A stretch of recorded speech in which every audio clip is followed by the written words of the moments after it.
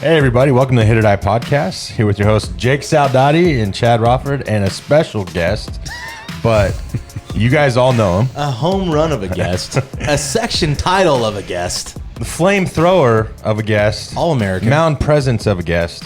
And competitor of a guest. Andy Underwood. And now two-time. Two-time Valley section champ, whatever you want to call it, but two-time. And guess what? He is 100% on Valley wins. You're 2 for 2. That's a fact. You've been in 2 and you won 2. Both on the road. Both on the road. Both blowouts. Coming to Yeehaw. How you feeling? Welcome. How you feeling, Coach? I'm good, man. How are you feeling? I'm feeling.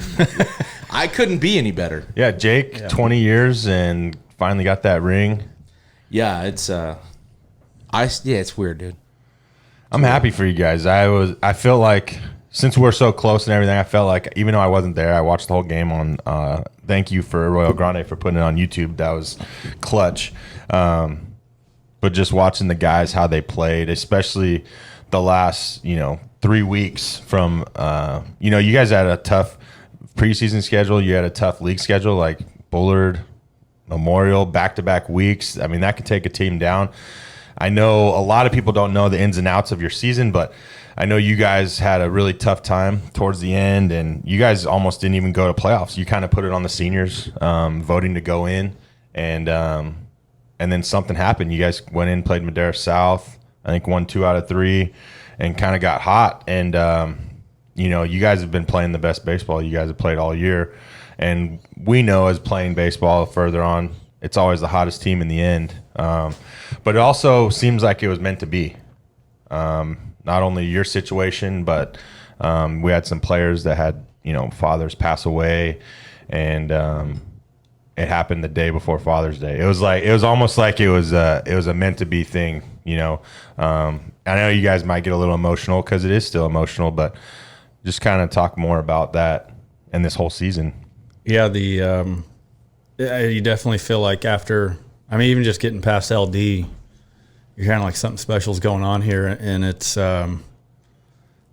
we didn't play that great most of the season, and to be in that position with LD, and we were down 1-0, and then we tied it up, and then scored 2 more. I was like, we got a shot here to go to the Valley Championship, and it was just like you just keep thinking, man, like, well, and there's a higher power here. Something's going on, man. We were talking about, we had practice this morning because we have state playoffs this week, and we all kind of agreed, like, this is bigger than us, baseball. Like, I can't explain what's going on. I will say this, like, even with at LD, we didn't play that well. We didn't hit that well. I think we got out hit, but we played better defense. We played better defense, and ultimately we pitched better. Mm-hmm. And then once we got past that game, it was like, these guys aren't going to make a 2.5, 3 hour bus drive to lose. And I'd never seen once we started south that last week, it's probably the most relaxed our team had been. Yeah. And you told me that, and you asked me too. You're like, hey, back in 2013, what was the team like? And I was like, dude, we were just like free and like relaxed, and like we have nothing to prove. We're just going to play baseball. And you're like, man, that's how this team is. That's how it is. Yeah. It's like when we walked into Memorial, it was just like, yeah, we knew. It was like we brought our own boombox. I was telling you, we played our own music, hit on the JV field, No, that's a good story too. So you're saying this team had kind of that same mentality, and we were good in 2013, but by any means we weren't the best all around. We definitely had a dude on the bump that right. We were also both like very naive and just kind of like we didn't know any better. Well, and you guys were only in your second year, and we were just taking over the program. So to do it that quick, also, and you guys are. No, we're thinking we're gonna run them off every year. Yeah. But so you're in your mid-30s now. You guys were in your mid-20s. Yeah. Winning. Yeah. So, it was just different time. No, it was a different time, but it was a lot of fun. And, even though I've been gone from Madera the last 3 years, I still feel a part of Madera. Like that Madera is always going to be a part of me. You guys know that. I always rep Madera. I always, I'm proud to wear the blue and be a Coyote.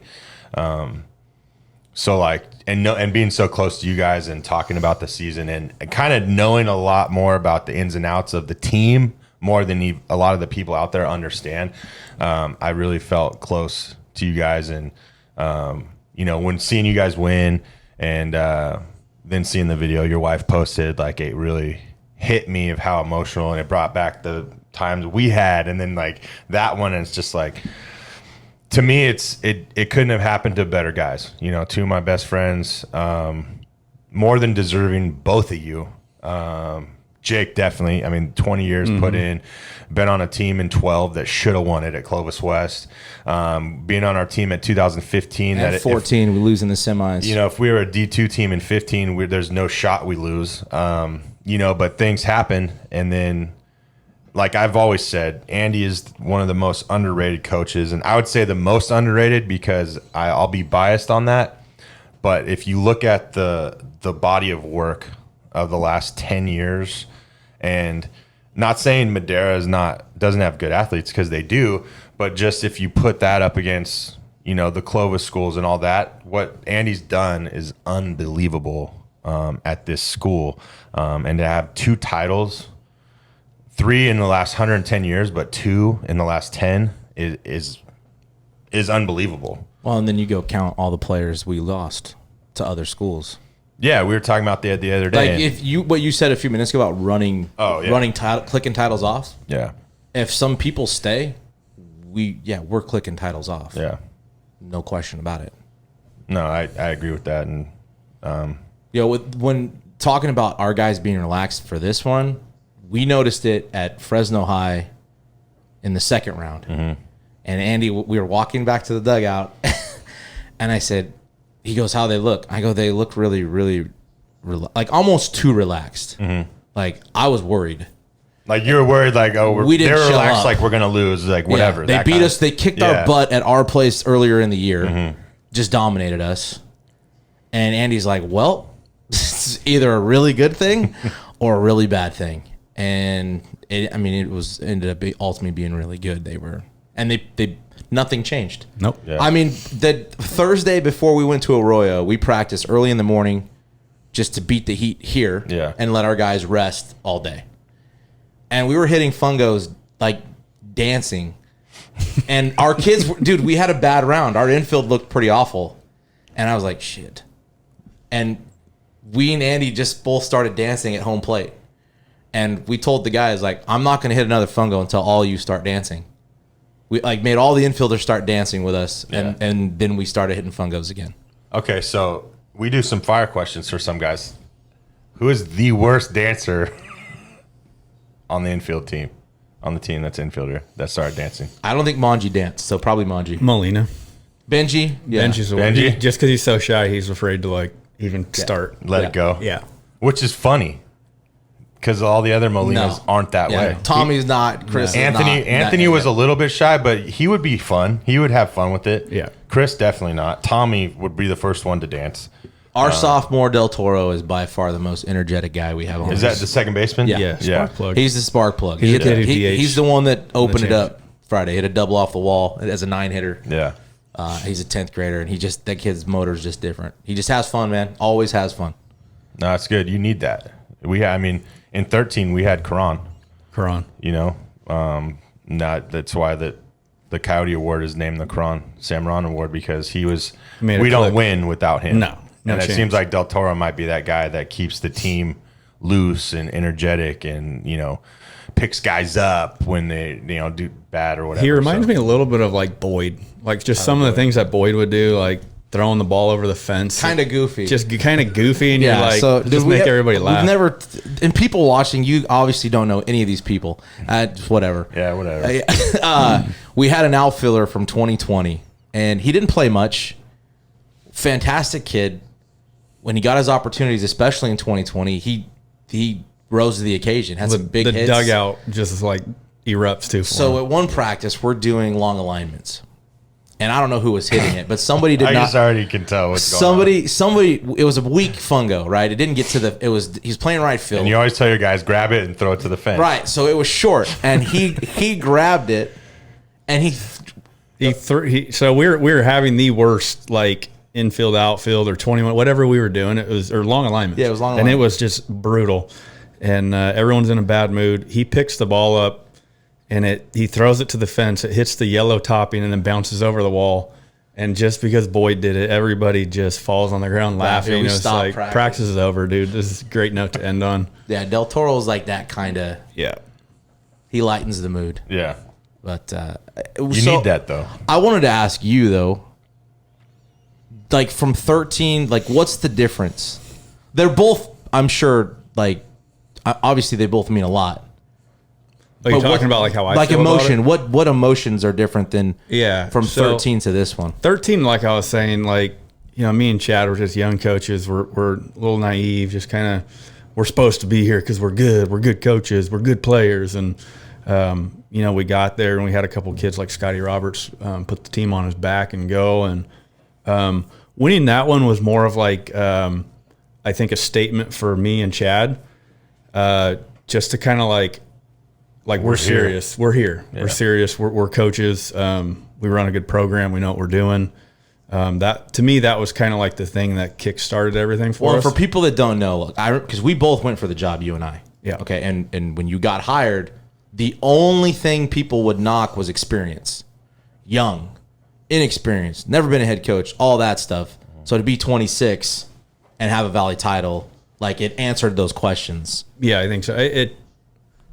It secured, gave me a little bit of security, I think. And maybe removed some doubt that people may have had. Sure. And that one was just super, just exciting. And I freaking still, you still remember it. Those things don't, Gamboa's on the mound, he gets the third strikeout, and Chad's got me up on his shoulders, running me around the infield. And, the team's dogpiling, and I've got my arms up. And it's just, that feeling is nothing like it. This one was completely different for me because of the struggle, because of everything. I had a knee blowout back in actually on Halloween. Yeah. So I had 2 major knee surgeries. I wasn't walking for a long time. Physically, I'm still not able to do what I was able to do in the past. Just everything's been just an absolute struggle. I've had depression. I've had anxiety this year. I've been into, a psychiatrist. I've had a lot of things going on. Then we have the whole COVID thing, and then we're not playing till we're having a season, and just the protocols and everything they've stuck on us and what we have to do to play, and the practice limitations, coaching shortages.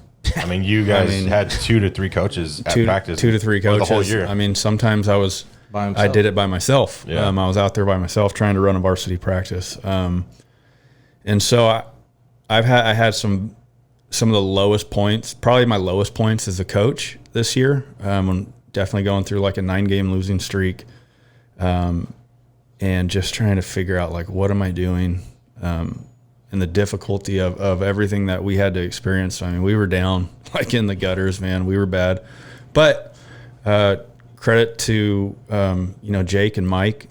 I mean, we never quit on the kids. We never put them down. We just said, hey, let's keep moving on. Let's go to the next game. Let's get to the next. It can turn around. So to me, we weren't necessarily supposed to be where we were supposed to be. I mean, or I should say we weren't supposed to be in the Valley Championship game.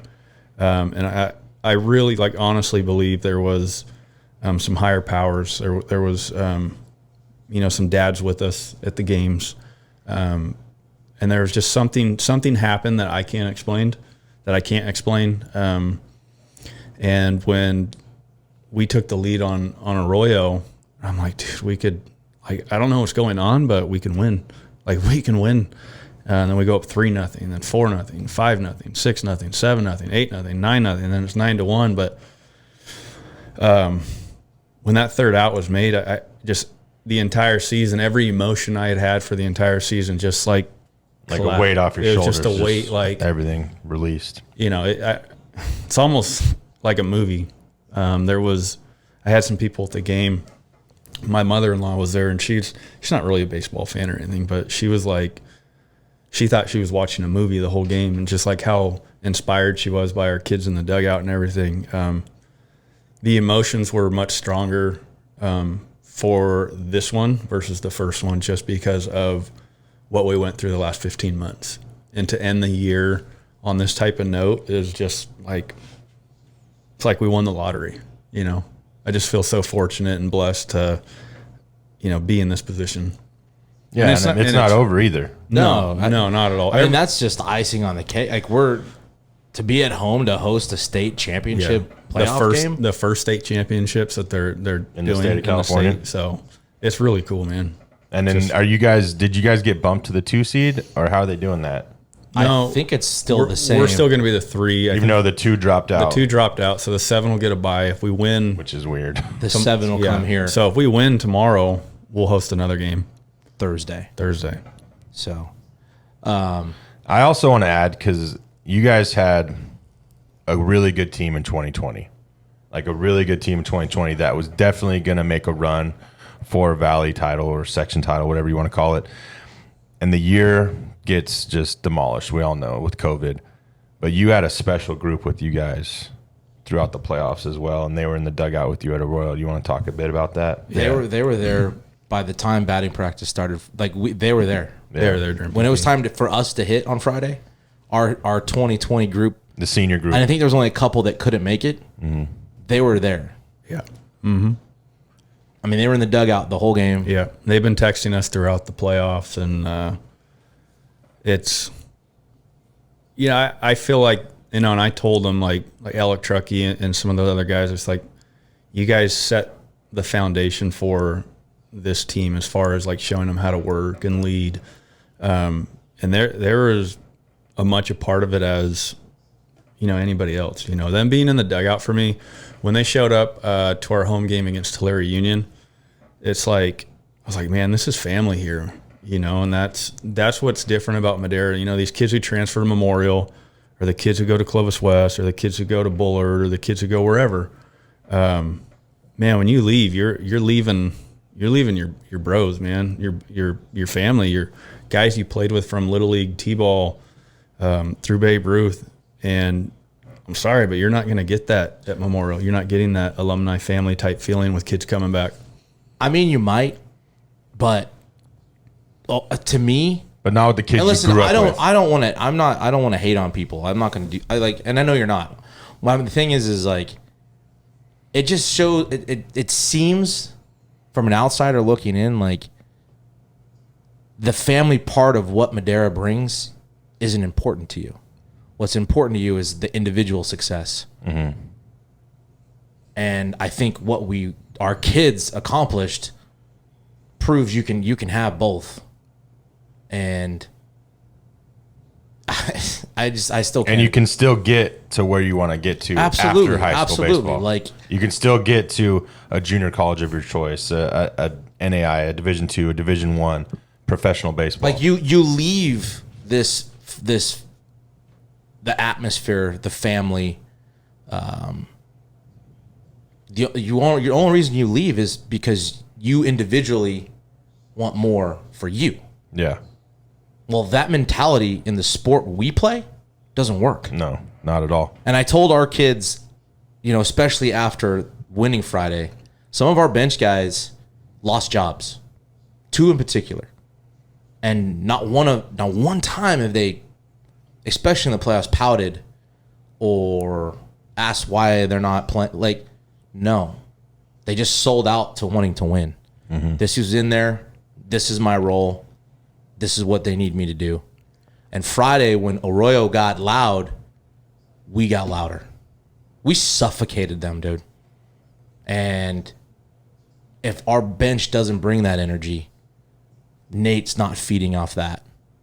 You know, Sweet, who doesn't play a lot, but has played a fantastic first base to finish the season. You know, so it takes that. And I think when you leave, when you transfer, and it doesn't matter where you go. And again, I'm sure you get that sense of family, but for the people that you left, to me, I just see like it's an individual move. Like you're moving for you. Mm-hmm. Like, you don't really care about our relationship, our history, our friendship, our little league team, our memories. That doesn't matter to you because you don't want to finish with us. Yeah. We're obviously not good enough for that, for what you think you are. That goes for anybody that leaves the program. I'm not individualizing anybody. And in the sport we play, that mentality doesn't always win. You know, if you have enough talent, maybe.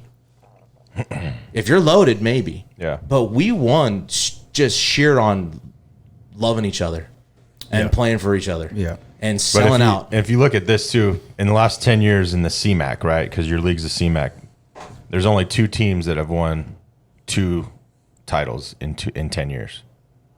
Only 2. I don't have to say who they are, but they're only 2. Madera's one of them in the CMAC in the last 10 years. So you're talking about competition, leaving your community, leaving your place.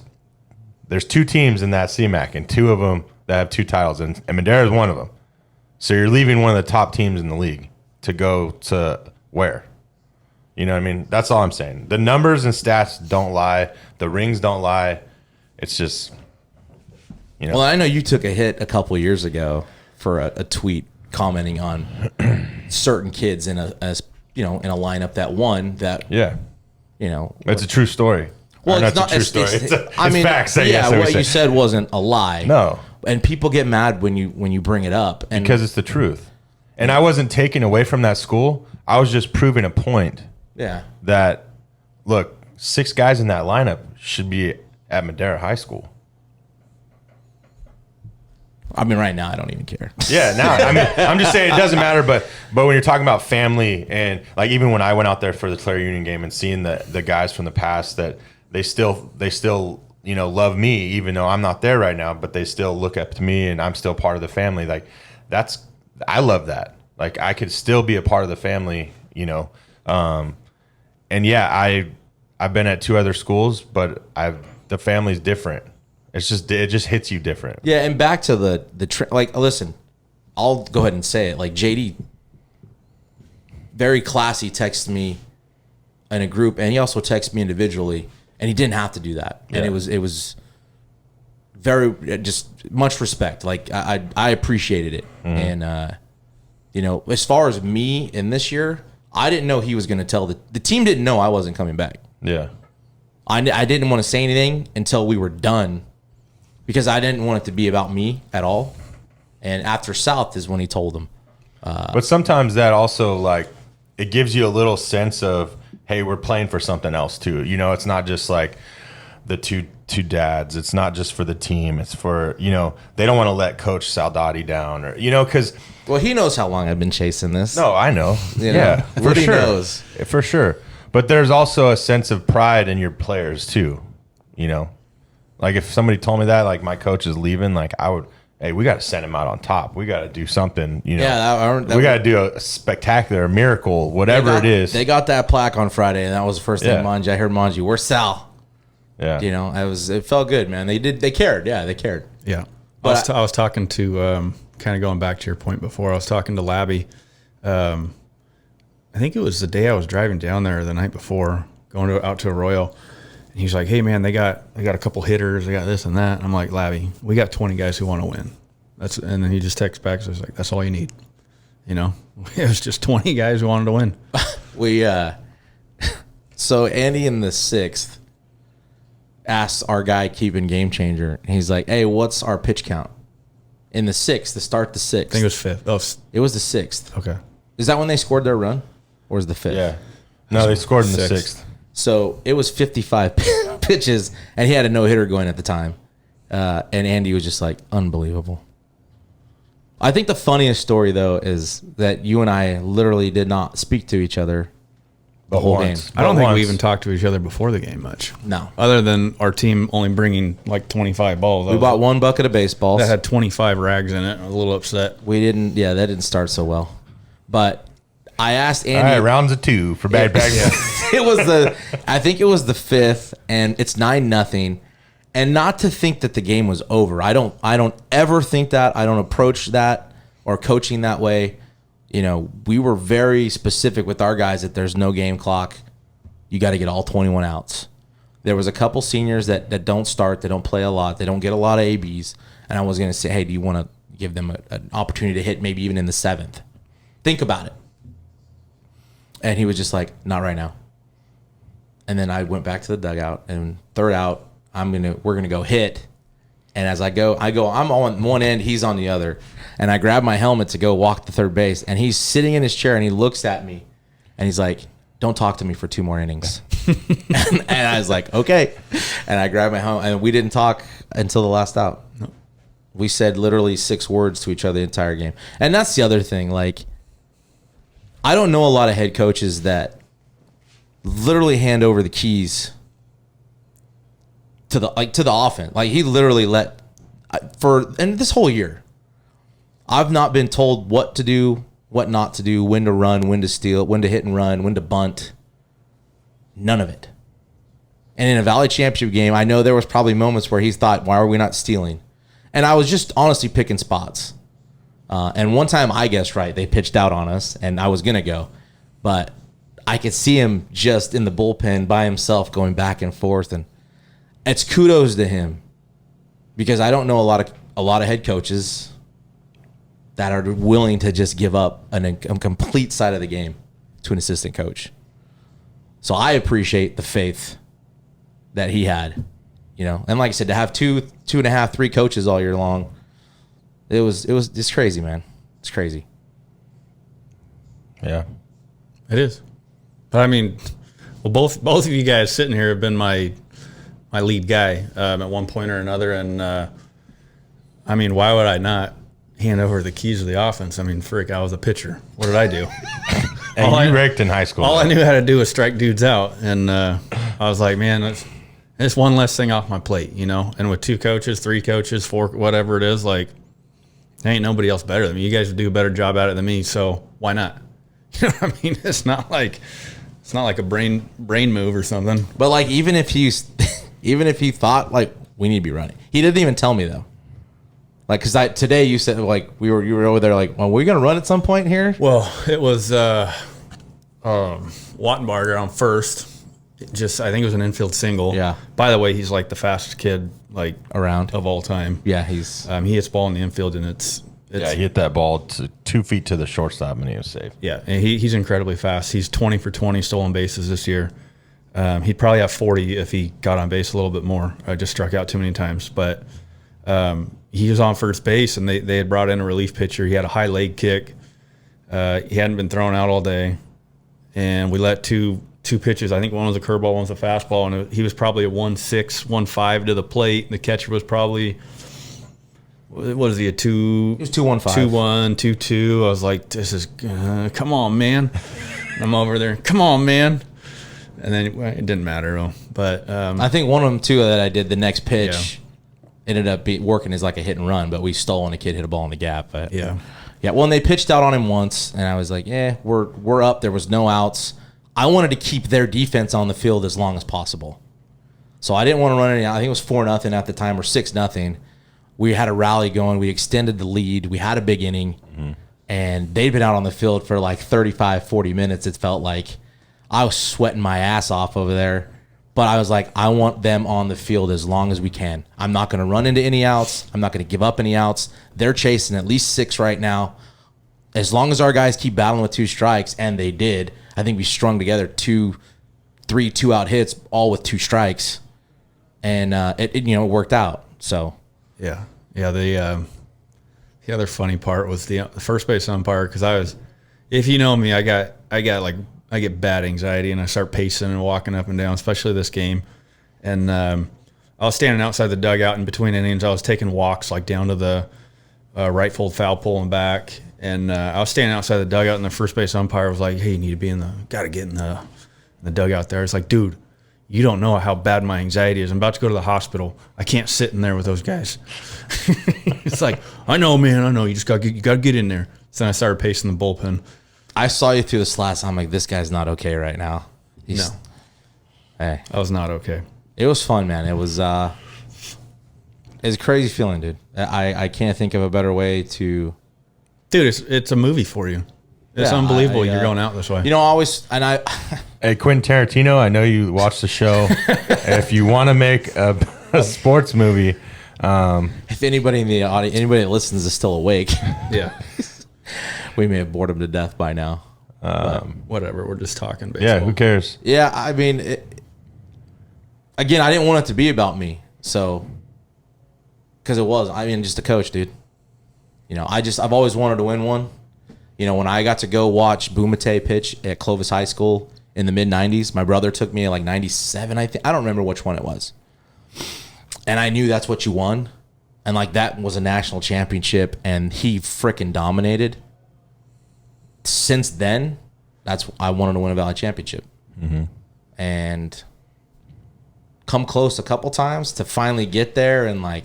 Well, this was your first Valley game too. Yeah. Like being in the Valley. I've only been in the semifinals. So you're 100%, by the way. Yeah. I pretty kept cool. telling myself, like, don't get greedy. Like, appreciate that you're even here. Like, don't. If it happens, it happens. You know, feel blessed that this is how these guys responded. You know, in the 4 playoff games, we had 1 pitching change due to pitch count. 3 complete games and 0 errors on defense. And you gave up 2 runs? 5 runs in 4 games. 5 runs. And we had to go on the road to beat the 3, the 2, and the 1 to finish it. I don't know. I also think that our seniors this year, Hey, that won. It's not always that easy, right? No, but I'm saying like our seniors this year, they were with the 2020 team last year, whose season their last win was at Arroyo in 2020. Yeah, it came full circle. And so our guys knew what the park looked like. They knew they knew the fence. It wasn't a new environment. They knew how to win there too. Yeah, they were there a year ago. And Yeah, that helps. They beat a 9-0 team when that season They were ended. undefeated. Yeah, they were. So they knew how to win there. They weren't unsure about themselves going into it. Well, again, I appreciate both of you guys. You deserved it, no question. You guys can only imagine how I was. I was at home, but I felt it. I was there with you guys in spirit, and the amount of people that reached out, thank you. I mean, I still I didn't get that shit in 2013. Like nobody likes me. We texted each other at about midnight that night, and I was still not done getting back to people. Like as soon as that third out was made, it was like 130 by the end of the night text messages, and then the Twitter was going crazy. Yeah. I will say this: I went to bed watching inning by inning, a portrait of a coach on Augie Garrido.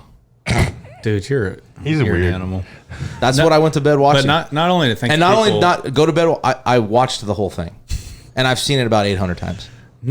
I wanted to like not only people who like reached out with text or calls or whatever, but like the people who made the 3-hour drive down before the game started. I told a few people I want to organize a picture, win or lose, with every Madera supporter and fan there on the field together. And I wanted to have a picture of that, and I wanted to hang it up in my office. And you know, we won, and it obviously made it so much better that we won, and all those people are out on the field celebrating. And also want to thank Arroyo Grande and their coaches and their fans and their parents for being very gracious in defeat. They let us celebrate and take pictures and do whatever we wanted to do on the field for at least an hour. It was about an hour. Until it started getting dark. And nobody said a word to us. Their coaches came out and found us and shook our hands. And some of the players, they're just very classy people, just good dudes. They're fans. I mean, everything. Yeah, we were walking out of the stadium, and I passed by, 6 or 7 Arroyo Grande fans, and every single one of them said, "Congratulations, your pitcher was awesome today. You guys played great." And I'm like, man, would we have handled a loss in the same fashion? Or at our home field. At our home field. You know what I mean? After the season they had being 26-3 going into that Valley game. I mean, it's just a complete bummer letdown for them. I just think that speaks volumes to their program. And their former coach, Brad Leachman, texted me as well and said congrats. And he was their coach last year. And I know he's still involved and keeps up with the program. And I told him, this is something that you've created and something you've started, but you guys are very classy people. Yeah, and they're a good team, by the way. The score doesn't reflect their ball club and their coaching staff's top notch. No, like they're good dudes, man. They're good all around. It's easy to root for them in Division III state playoffs. They made the state playoffs. It's not. It'll be very easy to root for those. In fact, one of the players, I got his number. We've been texting over the weekend, and he was hoping that we'd be in D2 bracket together so they could see us again. Yeah, but. I'm glad they have the opportunity to go win a ring, win a state championship, and we will definitely be rooting for them. I don't think there's any Valley teams in Division III other than them. They're the only section team. Yeah. So it just makes the whole day nicer when you're in an environment like that. Even when we were at Fresno High, we were talking to Jody, I believe it was at COS. Yeah. About how relaxed we were, and he made the comment like it's always better when you're playing a respected opponent with good coaches and you respect their program, like Jason Pappy and those guys over there. Their parents were phenomenal too. As I was walking out at Fresno High, yeah, it speaks volumes for the coaching staff and the people they are. So LD's coaches were the same, man. It could have been very different. Yeah, and everybody was very, and wish us all luck. But yeah, I think people were, I got a lot of texts from coaches and things, just like. I feel like people were genuinely excited and rooting for us because we were the underdog in a lot of this. Being a 6 seed, going on the road 3 games and beating a 3, a 2, and a 1. That's what it was, right? 3-2. And I think that's the first time. It's crazy. Oh no, you guys had a home game. I was gonna say that's the first time Madera's been on the road the whole playoffs, but it wasn't. You guys had a Tulare Union. Yeah, we had 1 game, but just it's amazing. It's unbelievable. Words, it's hard to put words into what actually happened. Maybe we can process this some more as the summer goes along and and this week's over with, and you got to start over again. Not me. I'm going camping. By yourself? No, I don't care. No. Definitely with the kids. They love that stuff. But that made it even better, dude, to have the family there. Even my wife. My wife is not a huge baseball fan, but her thought was like, listen, this is your first time ever being there. Like, if you win, I have to see it. I mean, we've been married for 14 years and together for 18, and I've been coaching for 20. Like, she's been here for everything. So she's like, if you win, I have to see you win. I got to be there. My kids made me notes 2 days before, love you, Dad. And they were in my back pocket the whole game. Like, it's nuts. My parents, who supported me the whole way from Little League on, always encouraged me to coach. They got to see it. Like, it just... Yeah, you had a storybook ending, man. It's sweet, man. Who made Moneyball, the movie Moneyball? We need to hit him up. I think Aaron Sorkin wrote it, but... Who can play you? Playing Jake Saldati is Jake Saldati. Brad Pitt could probably pay me pretty well. There were some other Valley champions. Brad Fonts and the Buchanan Bears played a really good Liberty team and honestly just took it to them. I think it was 17-4 the final. Mm-hmm. I say that because I'm pretty sure that's Brad's first as a head coach. Yeah, as a head coach. And honestly, just a really good guy. And another guy that's super deserving of any success he has. He does it the right way. He did it the right way at Central. Even when they came to our place this year, and everybody knew they were the better team, hands down. Well, we saw the first guy in batting practice, Young. And we were like, Young's taking BP, and we're like, Jesus. Yeah, no, he was another guy. I reached out to him after that game when we played him there, and just told him how impressed I was with it. Not because they won and they were so good, but just how they carried themselves. None of their kids were punks, and they all did everything the right way. Everything they did was like perfect. Their base running was perfect. Their leads were perfect. Just the way they took ground balls between innings was everything was so well coached and flawless and like just, business like. And they don't take pitches off. They don't. No, and they've got 9 on the field, and they've got another 20 or so sitting in the dugout, cheering on every pitch that's thrown. Yeah, no, I was happy for Brad. Again, he's a very good guy, good coach. That staff's amazing, and that program, that tradition's not going to change there. And then Bakersfield Christian won, I believe that was at D4, and Ridgeview won in Division 3. Kennedy beat Fresno Christian Friday in D6. I didn't think that was going to be that. I didn't either. That was really lopsided. Yeah. But again, that's a long ways to travel. I'm sure it was hotter there than it was here. Yeah. A team you don't know. And they're good. I mean, Kennedy had kind of done that all year, beat up everybody.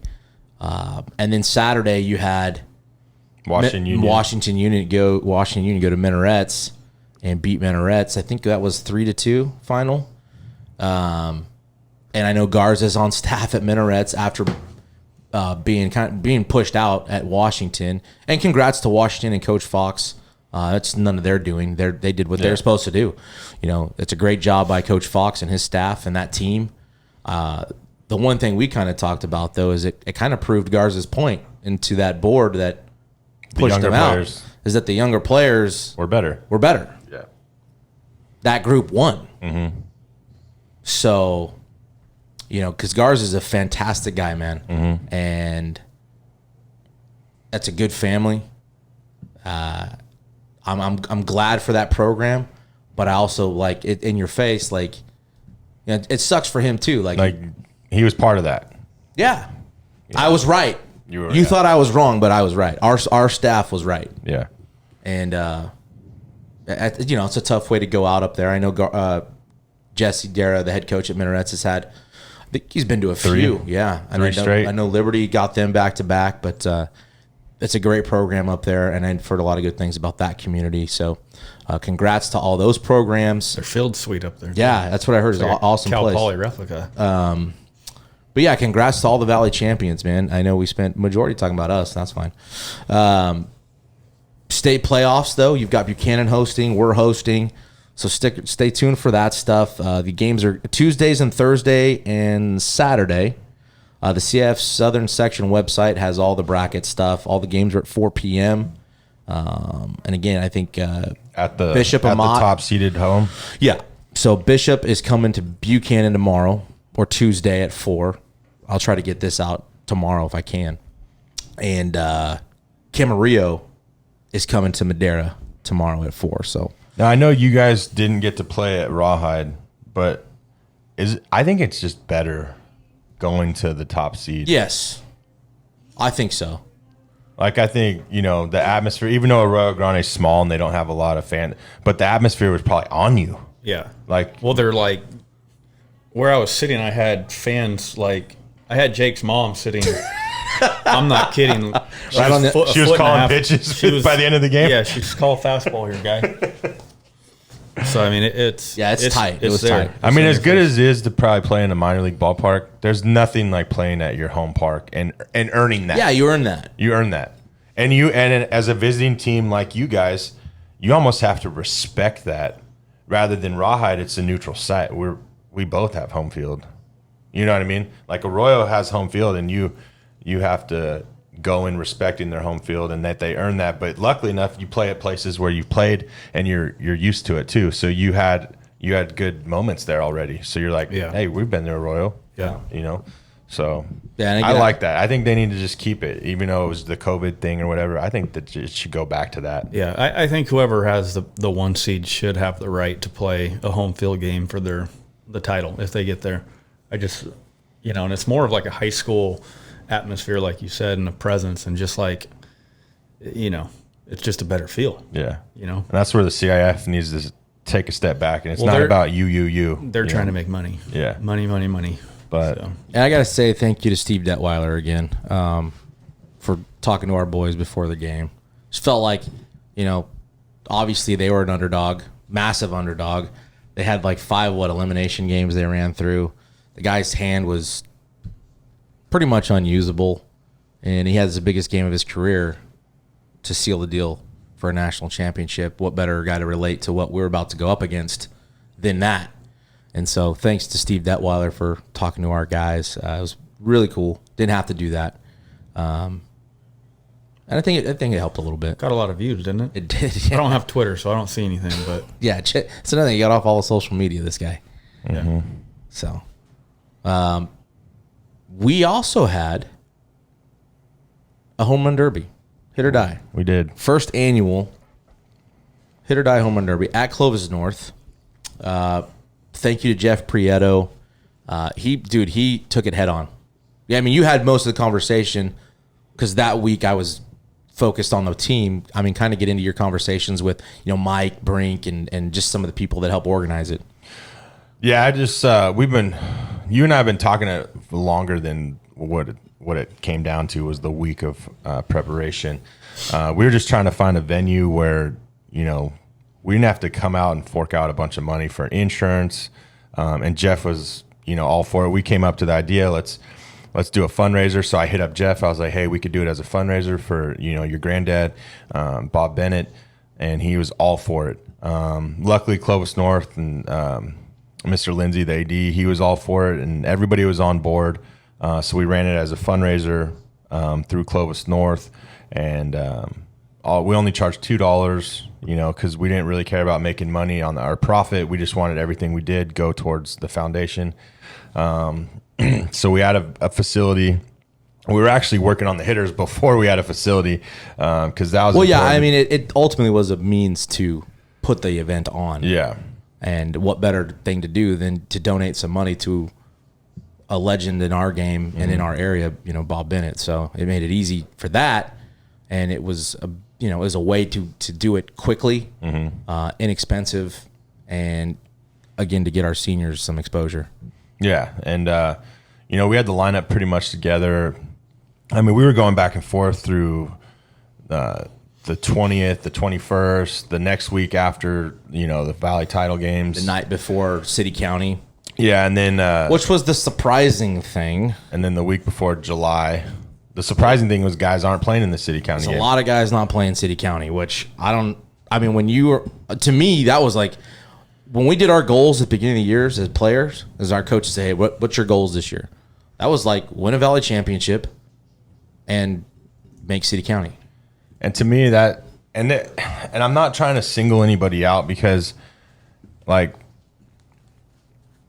Seguspie isn't doing it, and I had a talk with them about it because I was like, man, that's just a game you remember like forever. Like you remember the City County game with all your boys playing on the same team, and he got set up in a summer team from one of his coaches at Cal Poly, so he kind of was obligated to go.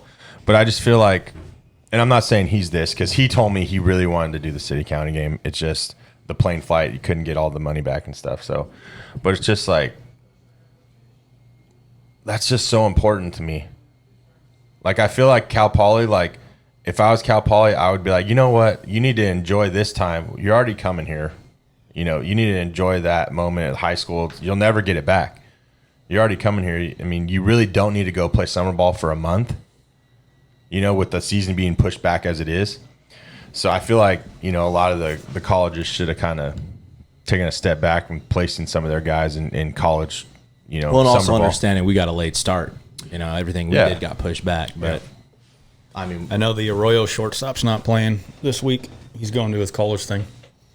Yeah, I know Zavorak took off because we were trying to get him in the tournament. He actually left Friday. He left Friday. That was Valley Champ. What if he was a Bullard going in the Valley title game? Well, I mean, obviously, I'm sure that would have been canned. I know, but I'm saying, like, you're so quick to go to a college, like, dude, nothing's going to happen in a month.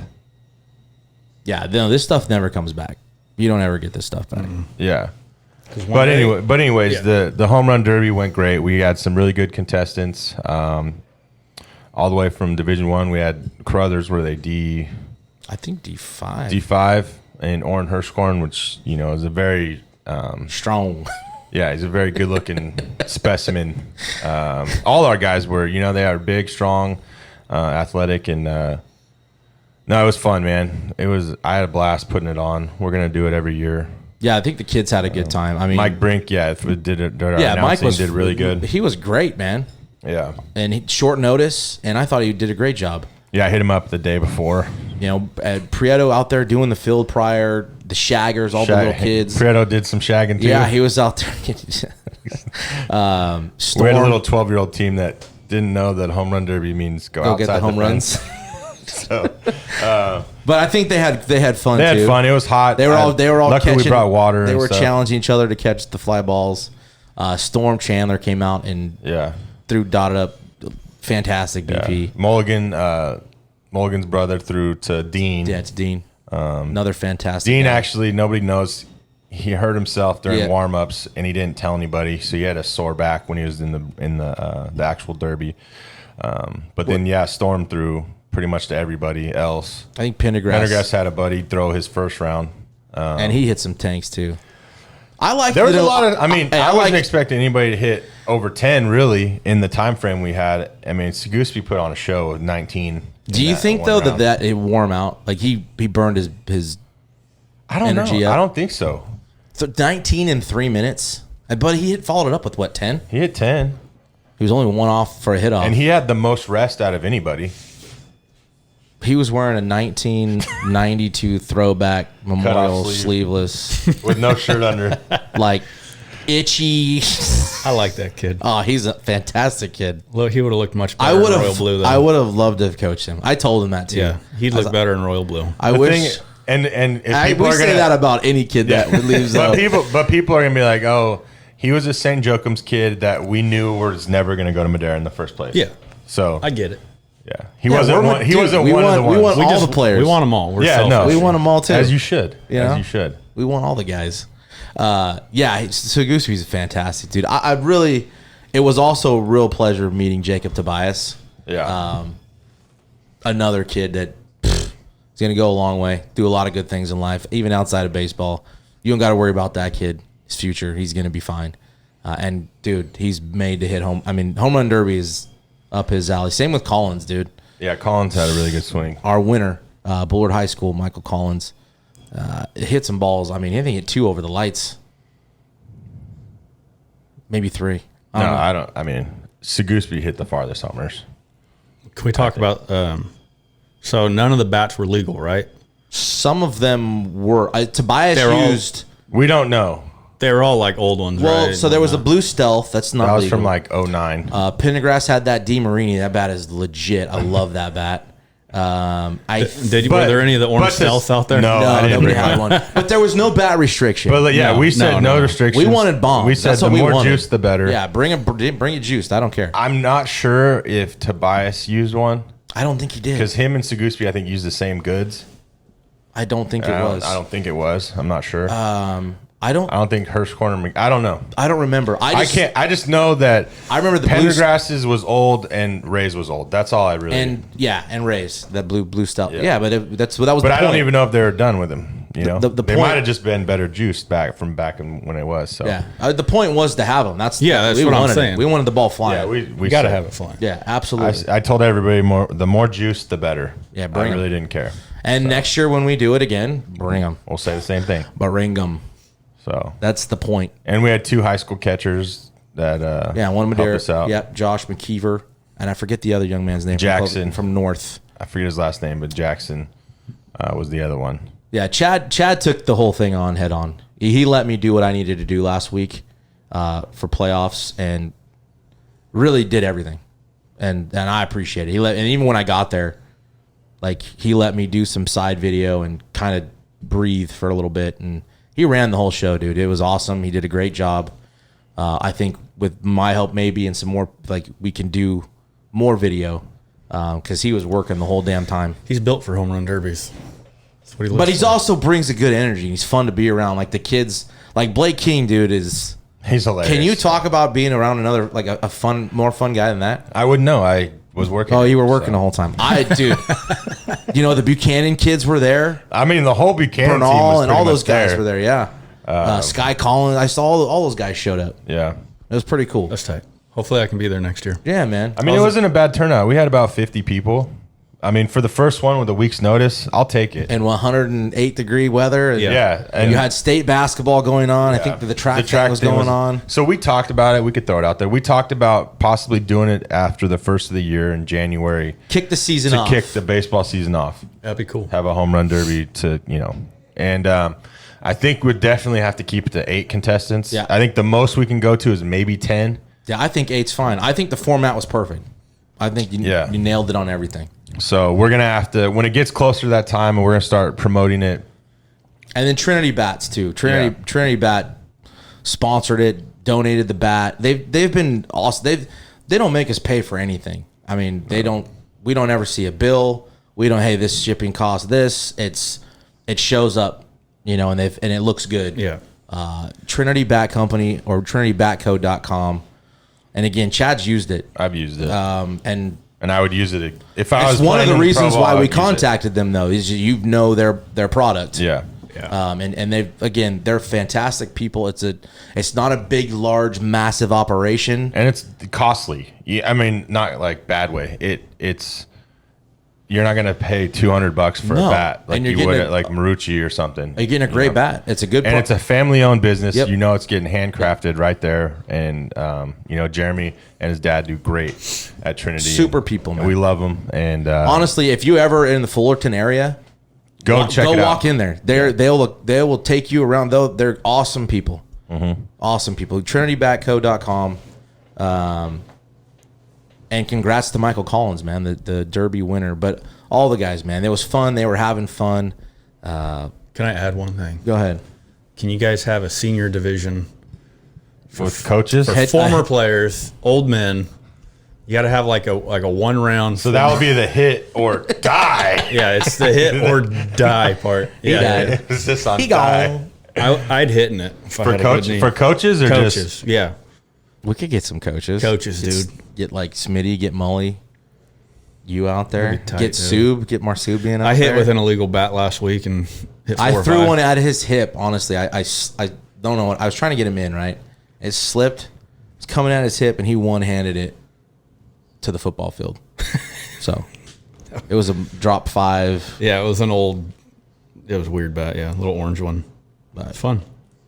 And then we will be doing it again. I think that's a better idea. It's cooler, right? The weather's a little better. nobody's playing travel ball. Nobody's Nobody's got to everybody's go gonna anywhere be for here. summer, kind of to get everybody there. And we do want to limit it to seniors. I don't know. I was talking to some of the other guys, like if we did like a junior senior thing, depending on who it is, 'Cause you got, like, then you Munster could have who's a a guy junior. defend it the next year. That's true. That'd be a good idea. We got some time. We gotta can think about that. You got any suggestions on there? And hey, we just posted the YouTube clip of the Derby. So go over to YouTube, search HIT.OR.DIE.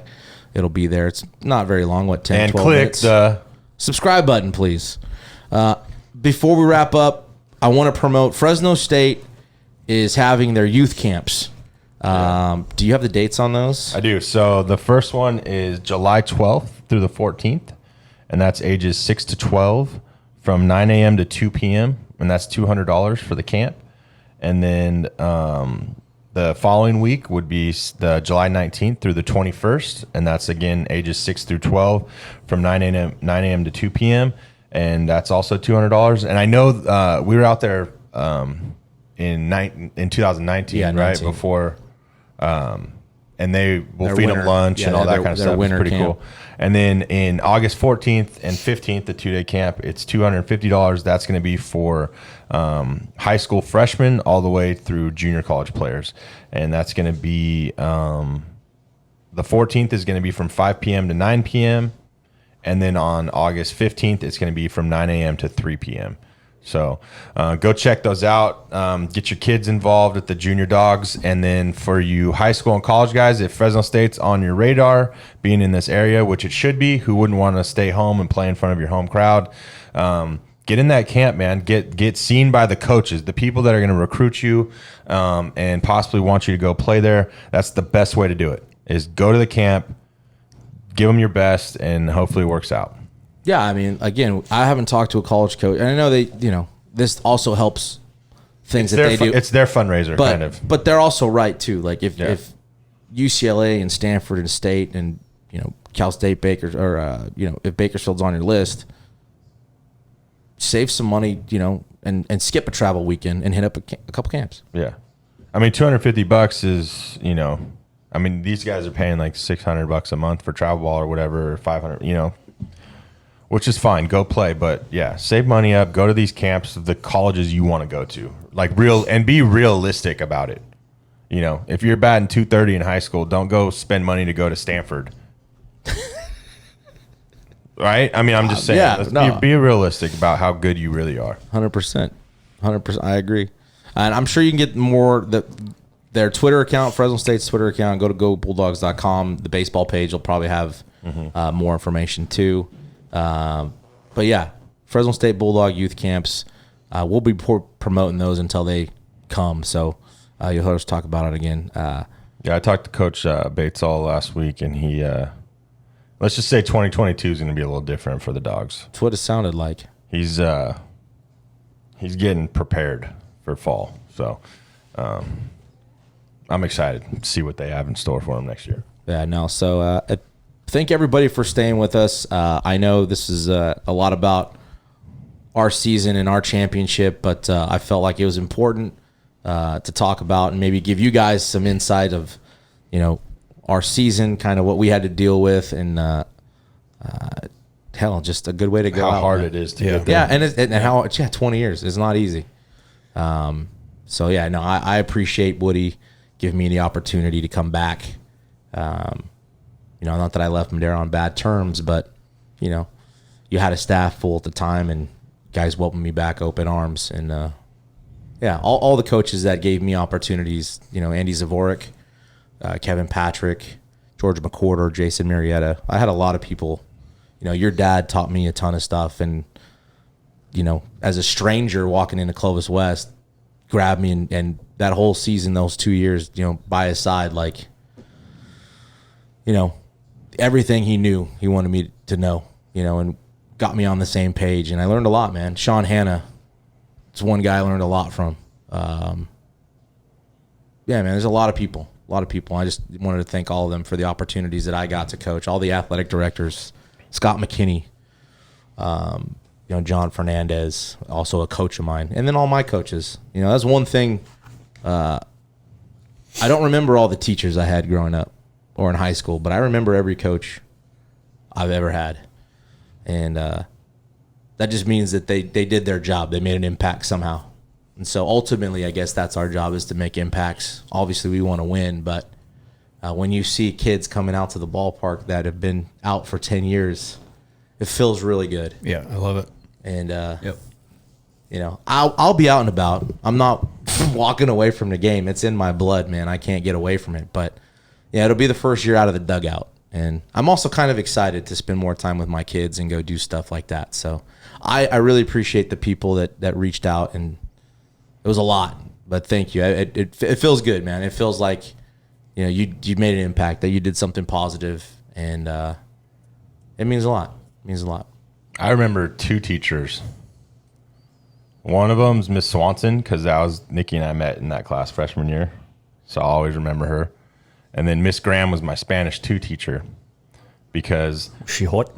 no. So the first day my Spanish 1 teacher was, I don't know how I passed that class. And this is why I don't know how I passed, because I'm in Spanish 2 the first day.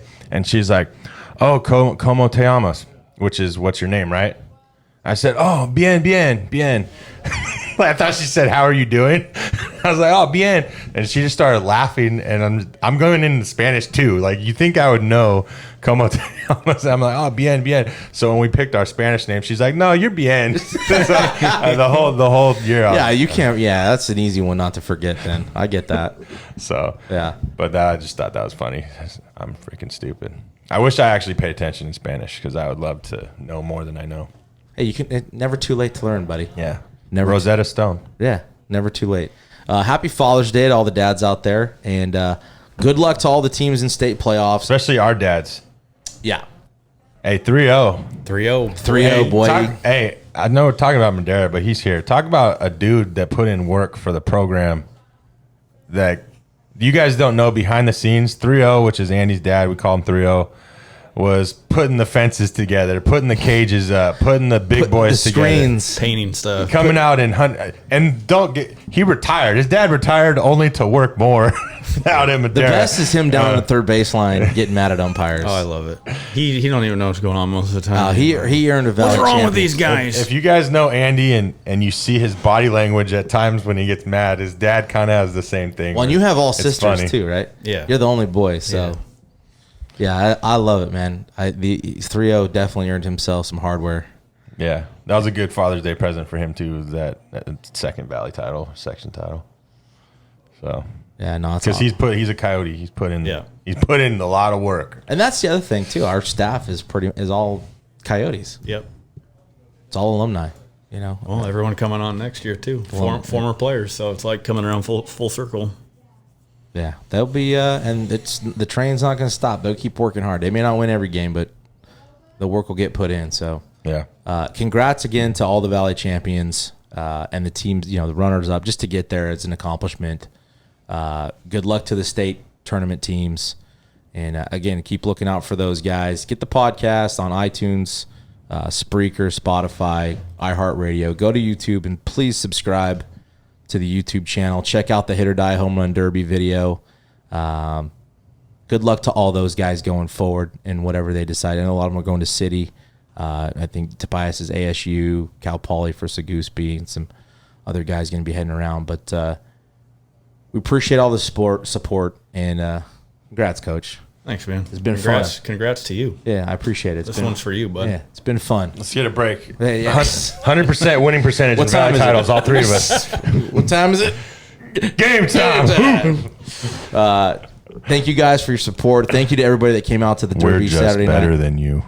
And that's another episode of the Hit.OR.DIE podcast. Hit or die. Hit or die.